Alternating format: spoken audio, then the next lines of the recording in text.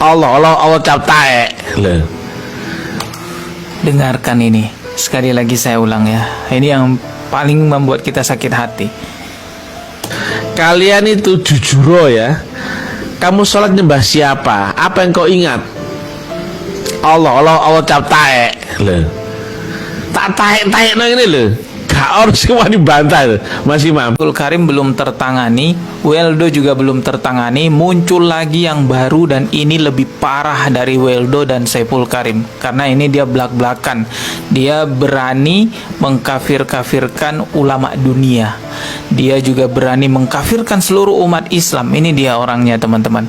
Bahkan dia berani mengucapkan kata-kata kotor. Video ini agak panjang guys ya. Jadi kita dengarkan dulu aja ocehan dia. Saya akan tanggapi lebih lanjut setelah kita nonton videonya ini ya. Langsung aja kita simak videonya. Bahwasanya agama, kalau menurut saya, itu tidak seperti yang disampaikan oleh ulama-ulama dunia. Agama bukan tentang teori, bukan tentang diskusi, tanya jawab, pemahaman, pengetahuan, ataupun ritual. Tapi agama adalah ma'rifatullah ya, hubunganmu dengan Allah. Berawal. Ya, ini dia ya sama seperti Weldo dan Syaikhul Karim, berkedok ma'rifatullah. Jadi yang dia gembor-gemborkan ajaran ma'rifatullah, tapi nyatanya hal-hal yang diajarkan, coba simak teman-teman, ini parah banget. Dari kenal dan beserta dengan Allah. Maka jalan menuju makrifat adalah lewat metodologi. Karena harus sampai makrifat baru dia mulai beragama. Awaluddin makrifat. Jadi bukan tentang teori, cerita, omong kosong, diskusi, tanya jawab, mudzakarah yang gak penting ya. Ngaji bagi saya gak penting ya. Karena ngaji pun ya, Nabi gak mengajarkan mengaji Quran yang itu ya.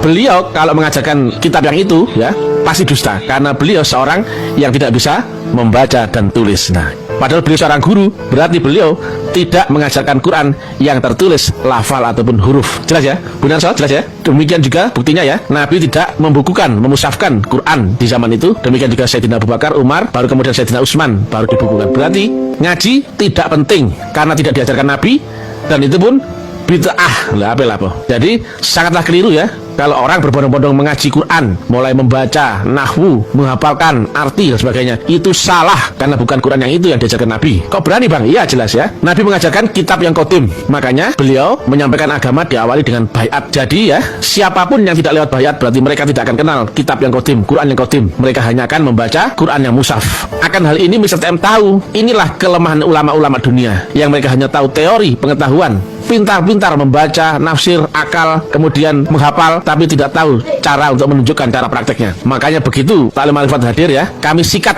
dengan pemahaman rukun yang paling dasar, yaitu rukun Islam yang pertama, syahadat. Gak satu pun yang bisa membantah akan ini. Apa yang kau saksikan dalam syahadatmu? Gak satu pun ulama dunia yang berani merespon pancingan Mr. TM nih. Berarti memang mereka tidak ngerti sama sekali. Nah kalau syahadat gak ngerti berarti dia kafir apa sudah Islam?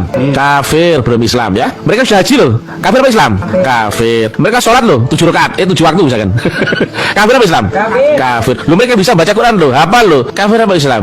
Kafir. Kita nggak usah bahas yang tinggi-tinggi ya. Paling dasar ternyata mereka sama sekali tidak ngerti ya. Makanya kami jadikan mainan ya. Saya goblok-goblokan, bodoh, tolol, plonga-plong, lolak-lolak, saya bisui, jancuk, picak, matamu asu, taek. Nggak akan bisa bantah ya. Padahal mereka keramat ya. Pinter ya. Punya pondok pesantren ya. Santrinya banyak ya. Loh, harga dirimu di mana? Di mana-mana saya goblok-goblokan meweneng ya, karena tahu ini sedang berhadapan dengan biangnya ya.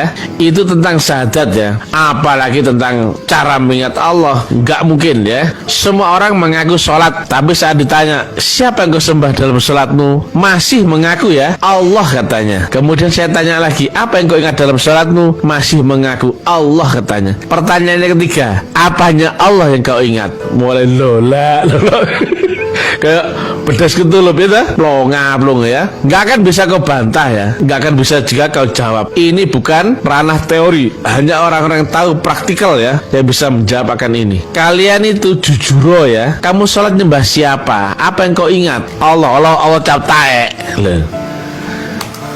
Dengarkan ini. Sekali lagi saya ulang ya.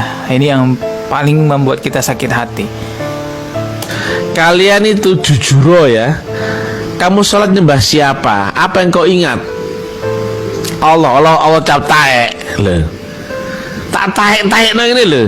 Gak harus semua dibantah loh, Mas Imam. Taek, goblok loh. Gue gak dibantah. Mereka mengaku mengingat Allah. Sekarang saya tanya ya, Apanya Allah yang kau ingat? Blok goblok, beda kayak itu. Lola. Harga dirimu mana? Inilah ya. Ya, katanya ngaji tingkatan makrifat, tapi bahasanya adalah bahasa orang yang tidak berilmu.